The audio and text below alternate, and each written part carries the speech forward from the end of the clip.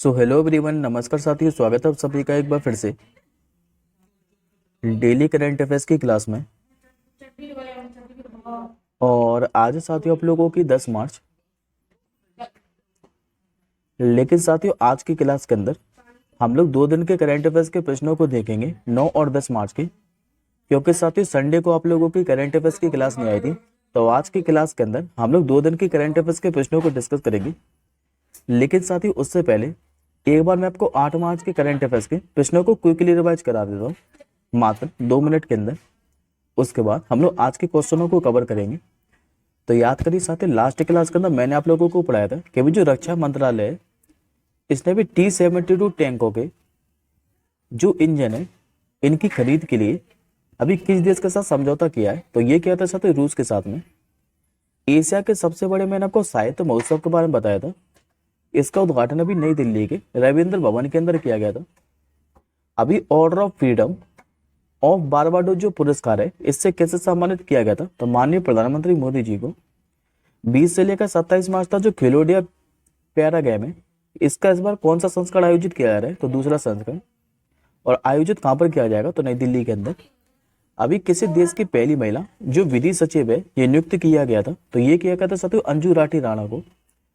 वास्तुकला का जो नोबेल है जिसे आप लोग प्रितिजा पुरस्कार बोलते हैं, इस बार ये प्रितिजा पुरस्कार 2025 है ये किसे दिया है, तो चीन के लियू जियाकुन को। जन औषधि दिवस पूछे आप लोगों से, तो हर साल 7 मार्च को मनाया जाता है। अंतर्राष्ट्रीय महिला दिवस पढ़ाया था मैंने आपको, हर साल 8 मार्च को मनाया जाता है।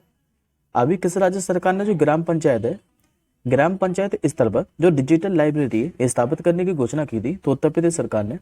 और लास्ट 10वां क्वेश्चन पढ़ाया था कभी बाद में जो दिव्यांग अधिकार अधिनियम है ये किस वर्ष लाया गया था, तो ये लाया गया था साथियों 2016 के अंदर। आई होप आपको 8 मार्च के सारे करंट अफेयर्स के प्रश्न क्लियर होंगे। अब बढ़ते हैं हम लोग आज के प्रश्नों की ओर। तो आज का पहला क्वेश्चन साथियों आप लोगों के सामने था। और आज का आपका जो पहला क्वेश्चन है ये इंडेक्स से संबंधित है। इस क्वेश्चन पे आप लोग एक्स्ट्रा मार्क कर लीजिएगा।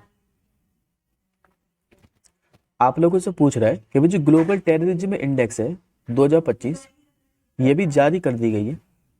और इसमें भारत की जो रैंक है ये क्या रही है, तो ये साथियों जो ग्लोबल टेररिज्म इंडेक्स है 2025 इसमें जो भारत की रैंक है ये इस बार 14वीं रही है। करेक्ट आंसर होगा ऑप्शन नंबर सी।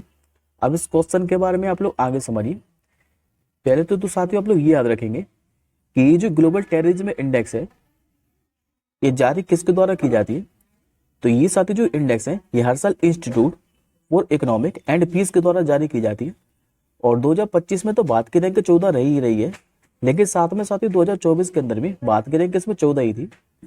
यदि आप लोगों से पूछे कि सबसे अधिक जो आतंक है इससे कौन सा देश प्रभावित है, तो इससे साथियों जो दूसरे स्थान पर है ये पाकिस्तान है जो कि सबसे ज्यादा आतंक से प्रभावित है। अब हम लोग टॉप 3 रैंकिंग वाले देशों को देख लेते हैं। तो सबसे ज्यादा जो आतंक है अभी बुर्किना फासो के अंदर है। दूसरे स्थान पर कौन सा देश है, तो पाकिस्तान। तीसरे स्थान पर इसमें सीरिया है। चौथे स्थान पर है माली और 5वें स्थान पर है नाइजर। अब दोस्तों साथियों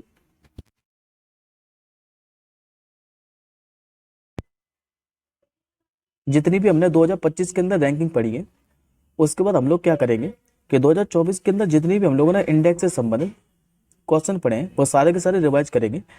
तो यहाँ से आप लोगों के पास एक कलेक्शन हो जाएगा इंडेक्स से संबंधित, जो कि आपके रेलवे के एग्जाम के लिए काफी ज्यादा महत्वपूर्ण भी रहेगा। तो यहाँ से आप लोग स्क्रीनशॉट ले लीजिएगा। सबसे पहले हम लोग 2025 वाली रैंकिंग को देख लेते हैं। तो जैसे कि साथ ही 2025 में मैंने आपको भी 4 रैंकिंग पढ़ाई है। जैसे कि सबसे पहले पढ़ाई थी मैंने आपको हेनले पासपोर्ट इंडेक्स। इसमें भारत की जो रैंक है इस बार 85 भी रही थी। और पहले स्थान पर भी पूछता है कि कौन था, तो Singapore. QS future skill India index बताई थी मैंने आपको 2025 वाली, इसमें भारत था दूसरे स्थान पर। इसके बाद ग्लोबल फायर पावर इंडेक्स पढ़ाई थी मैंने आपको, इसमें भारत की जो रैंक है ये 4थी रही थी। और सबसे ज्यादा दोस्तों जो सेना पर खर्च है ये कौन सा देश करता है, तो अमेरिका। अमेरिका था पहले स्थान पर। और जलवायु परिवर्तन प्रदर्शन सूचकांक पढ़ाई है 2025 वाली, इसमें भारत की रैंक क्या है, तो भारत था दोस्तों इस पर 10वें स्थान पर। अब हम लोग क्या करते हैं कि 2024 वाली सारी रैंकिंग को एक बार देख लेते हैं। तो ये दोस्तों 2024 की सारी रैंकिंग है, तो ये आप लोग स्क्रीनशॉट ले लीजिएगा। यहाँ से एक क्वेश्चन रेलवे में एग्जाम में आपको डेफिनेटली देखने को मिलेगा, क्योंकि रेलवे में क्या है कि इंडेक्स से संबंधित क्वेश्चन पूछता है।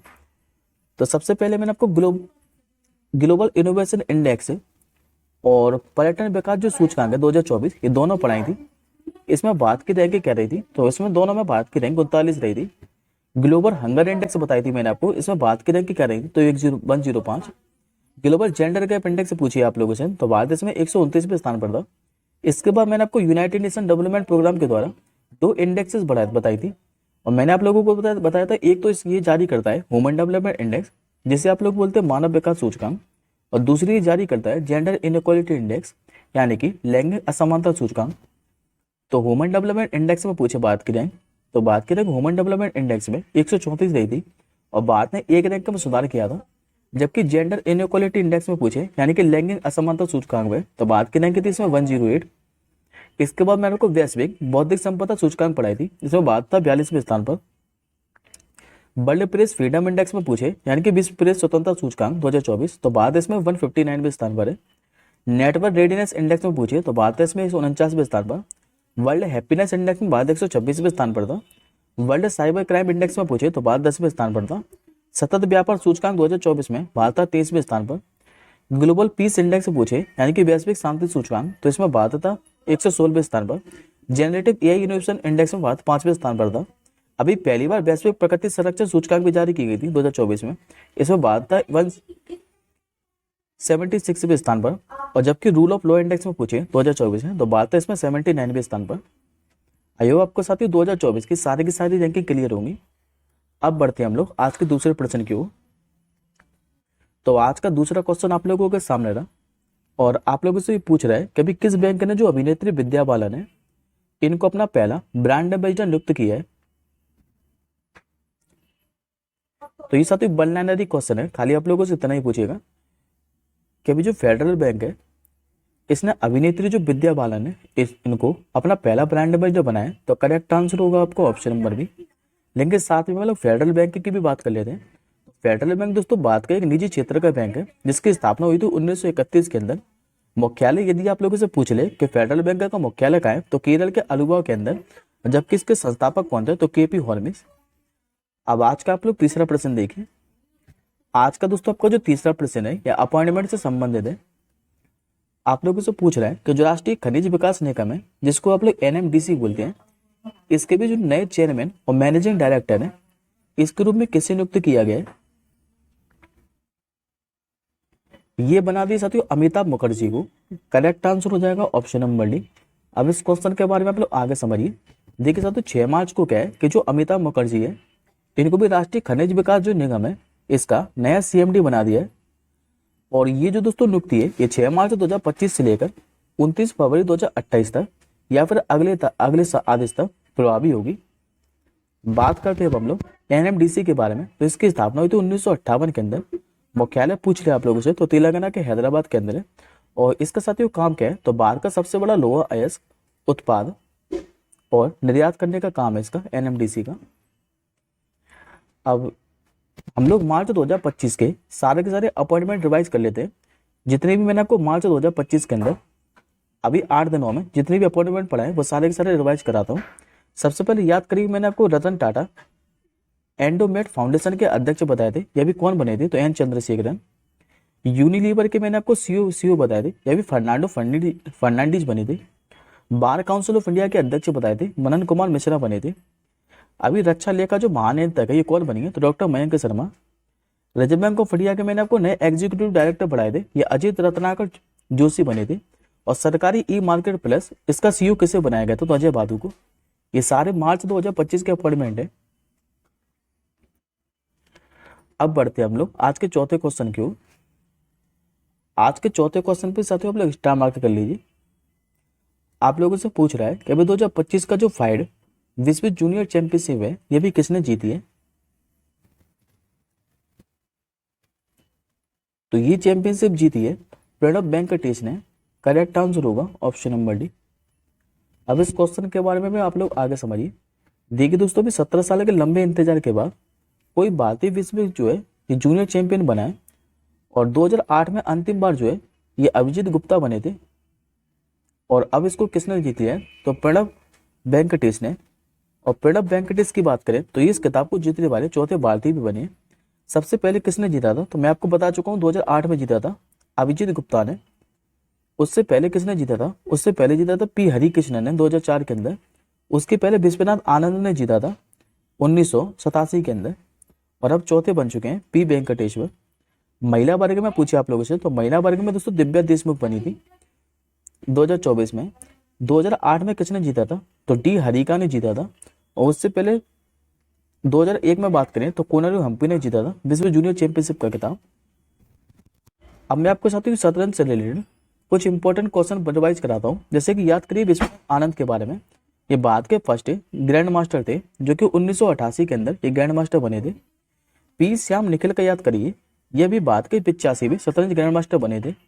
और डी गुकेश का नाम आप लोगों को याद रखना है, ये क्वेश्चन एग्जाम में पूछा भी जा चुका है कि दुनिया के सबसे युवा विश्व चैंपियन अभी कौन बने थे? तो ये साथियों डी गुकेश ही बने थे। मात्र 18 वर्ष के हैं ये। और इन्होंने किसको हराकर ये वर्ल्ड चैंपियनशिप का खिताब जीता था? तो चीनी के डिंग लीरेन को हराकर। अब आज का आप लोग पांचवा क्वेश्चन देखिए। आज का आपका जो पांचवा क्वेश्चन है ये अभ्यास से संबंधित है। आप लोगों से पूछ रहा है कि अभी बात हो किस देश के बीच में जो संयुक्त विशेष बल अभ्यास है जिसका नाम है खंजर, इसका जो 12वां संस्करण है ये कहां पर आयोजित होगा? तो ये जो साथियों खंजर अभ्यास है ये हर साल भारत और किर्गिस्तान के बीच में बारी बारी से आयोजित किया जाता है। यानी कि एक बार तो ये भारत के अंदर आयोजित किया जाता है और एक बार आयोजित किया जाता है ये किर्गिस्तान के अंदर। तो ये बात और किर्गिस्तान के बीच में होता है खंजर अभ्यास। करेक्ट आंसर होगा ऑप्शन नंबर बी। देखिए बात हो किर्गिस्तान अभी संयुक्त विशेष बल अभ्यास जिसका नाम है खंजर, इस बार इसका ये 12वां संस्करण है जो कि किर्गिस्तान के अंदर आयोजित किया जा रहा है। संस्करण मैं आपको बता चुका हूँ कि 12वां संस्करण है। अच्छा, आयोजन कब से लेकर कब तक किया जाएगा? तो 10 से लेकर 23 मार्च तक। और इसमें दोस्तों भारतीय दल का जो प्रतिनिधित्व है ये पैराशूट रेजिमेंट के जो विशेष बल के सैनिक हैं इन्हीं के द्वारा किया जा रहा है। इससे पहले 11वां वाला संस्करण पूछे कि 11वां वाला संस्करण कहाँ पर आयोजित किया गया था? तो ये भारत में किया गया था जनवरी 2024 के अंदर। और जबकि इस अभ्यास की शुरुआत कब हुई थी? तो ये आप लोग याद रखेंगे 2011 के अंदर। अब बढ़ते हैं हम लोग आज के छठवें क्वेश्चन की ओर। आज का छठवां क्वेश्चन साथियों का स्पोर्ट्स से संबंधित है। आप लोगों से पूछ रहा है कि भाई छठवीं एशियाई महिला जो कबड्डी चैंपियनशिप है ये किसने जीती है? तो ये जीती थी साथियों भारत ने। करेक्ट आंसर हो जाएगा ऑप्शन नंबर ए। देखिए भी छठवीं जो एशियाई महिला कबड्डी चैंपियनशिप है यह भी भारतीय महिला कबड्डी टीम ने जीती है। अच्छा, फाइनल में हराया किसको है? तो ईरान को हराया इसमें फाइनल में। और जबकि साथियों इस कबड्डी चैंपियनशिप का मेजबान देश कौन सा था? तो ये भी ईरान ही था। अब एक बार मैं आपको स्पोर्ट्स से संबंधित महत्वपूर्ण करंट अफेयर्स के क्वेश्चन रिवाइज कराता हूँ। जैसे कि याद करिए महिला क्रिकेट एशिया कप पूछा आप लोगों से 2024, तो ये किसने जीता था? तो ये जीता था तो श्रीलंका ने। हराया किसको था? तो भारत को। T20 क्रिकेट एशिया विश्व कप पूछे 2024 वाला, तो ये भारत ने जीता है। हराया किसको था? तो साउथ अफ्रीका को। अंडर 90 क्रिकेट विश्व कप पूछे 2024 वाला, तो ये ऑस्ट्रेलिया ने जीता था। हराया किसको था? तो भारत को। और अभी महिला प्रीमियर लीग की बात करें 2024 वाली, तो ये किसने जीती है? तो रॉयल चैलेंजर बेंगलोर ने। अब आज का आप लोग 7वां क्वेश्चन देखिए। आज का 7वां क्वेश्चन साथियों आप लोगों के सामने रहा और ये आप लोगों से पूछ रहा है कि भी 86वीं भारत और बांग्लादेश जो संयुक्त नदी आयोग की बैठक है ये कहां पर आयोजित की गई है? तो ये जो दोस्तों बैठक है ये भी पश्चिम बंगाल की राजधानी कोलकाता के अंदर आयोजित की गई है। करेक्ट आंसर हो जाएगा आपको ऑप्शन नंबर बी। अब इस क्वेश्चन के बारे में आप लोग आगे समझिए। देखिए साथियों भारत और बांग्लादेश के बीच में वर्तमान में जो गंगा नदी जल बंटवारा संधि है इसके 30 वर्षों के बाद ये 2024 में समाप्त होने वाली थी। और इसी कारण ये जो बैठक है ये भी पश्चिम बंगाल के कोलकाता के अंदर आयोजित की गई है। और एक क्वेश्चन आप लोग यहाँ से और याद रखिएगा, यदि आप लोगों को पूछे कि गंगा जल संधि पर जो हस्ताक्षर है ये कब किए गए थे? तो 12 दिसंबर 1996 के अंदर। उस समय भारत के जो तत्कालीन प्रधानमंत्री थे ये एच डी देवगौड़ा थे, जबकि बांग्लादेश के उनके समकक्ष कौन थे? तो शेख हसीना। बात करते हैं हम लोग बांग्लादेश के बारे में। तो बांग्लादेश की दोस्तों राजधानी क्या है? तो ढाका। और करेंसी क्या चलती है यहाँ पर? तो टका। अब बढ़ते हम लोग आज के 8वें क्वेश्चन की ओर। आज का 8वां क्वेश्चन आप लोगों के सामने रहा और आप लोगों से पूछ रहा है कि भी किस राज्य सरकार ने जो जगीरोड इलेक्ट्रॉनिक सिटी है इसका भी नाम बदल दिया है और नाम बदलकर रतन टाटा इलेक्ट्रॉनिक सिटी कर दी है। तो ये दोस्तों खाली वन लाइनर क्वेश्चन है। अभी असम सरकार ने क्या है कि जो जगीरोड इलेक्ट्रॉनिक सिटी है इसका नाम बदल दिया है, और नाम बदल कर क्या कर दिया है तो रतन टाटा इलेक्ट्रॉनिक सिटी। लेकिन साथियों अब हम लोग रतन टाटा जी के बारे में रिवाइज कर लेते हैं, क्योंकि रतन टाटा जी से अभी एसएससी जीडी का जो एग्जाम हुआ था उसमें क्वेश्चन पूछा गया था। तो हो सकता है आने वाले रेलवे के एग्जाम में यहाँ से क्वेश्चन आप लोगों को देखने मिल जाए। सबसे पहले बात करते हैं रतन टाटा जी के बारे में। तो इनका जन्म 28 दिसंबर 1937 को हुआ था। निधन कब हुआ इनका तो 9 अक्टूबर 2024 को। इनके पिता का नाम क्या था तो नवल टाटा, और जबकि माता का क्या नाम था सोनी टाटा। अब हम लोग रतन टाटा जी को दिए गए पुरस्कारों के बारे में देख लेते हैं। तो अब रतन टाटा जी को जो पद्म भूषण पुरस्कार है ये कब दिया गया था तो सन 2000 के अंदर। पद्म भूषण पुरस्कार पूछे तो ये दिया गया था 2008 के अंदर। इसके अलावा इनको महाराष्ट्र विभूषण पुरस्कार भी दिया गया है 2006 के अंदर। असम वैभव पुरस्कार इनको कब दिया गया था तो 2021 के अंदर। और अभी महाराष्ट्र का जो उद्योग रत्न अवार्ड है ये कब दिया गया था तो 2023 के अंदर ही। अब हम लोग रतन टाटा जी के द्वारा ऐतिहासिक अधिकरण को देख लेते हैं कि इन्होंने किन किन कंपनी का अधिकरण किया है। तो जिसमें से साथियों मैंने आप लोगों को बोला था कि एसएससी जीडी के एग्जाम में क्वेश्चन पूछा जा चुका है। ये टेटली वाला क्वेश्चन एसएससी जीडी के एग्जाम में पूछा जा चुका है कि रतन टाटा जी ने जो ब्रिटिश चाय कंपनी है जिसका नाम है टेटली, इसका अधिग्रहण कब किया था तो सन 2000 के अंदर, और 450 मिलियन अमेरिकी डॉलर के अंदर किया था। रतन टाटा जी ने यूरोप की दूसरी सबसे बड़ी जो स्टील निर्माता कंपनी है जिसका नाम है कोरस, इसका अधिग्रहण कब किया था तो 2007 के अंदर, और कितने बिलियन पाउंड में तो 6.2 बिलियन पाउंड के अंदर। और जबकि साथियों जो ब्रिटिश कार निर्माता कंपनी है जैगुआर और लैंड रोवर, इसका अधिग्रहण रतन टाटा जी ने कब किया था तो 2008 के अंदर, और कितने बिलियन अमेरिकी डॉलर में तो 2 बिलियन 3 अमेरिकी डॉलर के अंदर। अब बढ़ते हैं हम लोग आज के 9वें क्वेश्चन की ओर। आज का दोस्तों आप लोगों से 9वां क्वेश्चन पूछ रहे हैं, और ये भी साथियों वन लाइनर क्वेश्चन है। अभी पंजाब सरकार ने क्या है कि महिलाओं की सुरक्षा और सम्मान सुनिश्चित करने के लिए इनमें से कौन सी जो परियोजना है ये शुरू की है। तो खाली दोस्तों वन लाइनर क्वेश्चन है, आप लोगों से इतना ही पूछेगा। अभी 8 मार्च को महिला दिवस के अवसर पर क्या है कि पंजाब सरकार ने महिला की सुरक्षा और सम्मान सुनिश्चित करने के लिए जो प्रोजेक्ट हिफाजत है ये शुरू किया है। करेक्ट आंसर होगा आपको ऑप्शन नंबर ई। अब आज का आप लोग 10वां क्वेश्चन देखिए। आज के 10वें क्वेश्चन पे आप लोग डबल स्टार मार्क कर लीजिए। यहाँ से साथियों कई सारे एग्जाम में क्वेश्चन आप लोगों से पूछ सकता है। हालांकि इस क्वेश्चन का आंसर तो आप लोगों को पता ही है। अभी वनडे क्रिकेट आईसीसी जो चैंपियन ट्रॉफी 2025 का खिताब है ये किसने जीता है तो ये जीत लिया भारत ने लगातार तीसरी बार। करेक्ट आंसर होगा ऑप्शन नंबर ए। अब इस क्वेश्चन के बारे में आगे समझिए। अब हम लोग 2025 की आईसीसी चैंपियन ट्रॉफी के बारे में रिवाइज कर लेते हैं। तो सबसे पहले दोस्तों याद रखेंगे कि इसका आयोजन कब से लेकर कब तक किया गया था तो 19 फरवरी से लेकर 9 मार्च तक। इसका होस्टेड देश कौन सा था तो होस्टेड देश दोस्तों पाकिस्तान था। लेकिन इसके जो कुछ मैच है ये यूएई के अंदर भी हुए थे। मैच के वेन्यू देखें तो पाकिस्तान के कराची, लाहौर और रावलपिंडी के अंदर हुए थे। भारत का निकल जो मैच है ये दुबई के अंदर खेला गया था, और फाइनल मैच कहाँ पर हुआ था तो दुबई के इंटरनेशनल क्रिकेट स्टेडियम के अंदर। अब हम लोग बात करते हैं कि इसमें विजेता अपना भारत रहा है, लेकिन कौन सी बार रहा है तो ये दोस्तों तीसरी बार खिताब जीता है। उपविजेता कौन रहा है जिसको भारत ने हराकर जीता है तो न्यूजीलैंड को, और कितने विकेट से हराकर जीता है तो 4 विकेट से।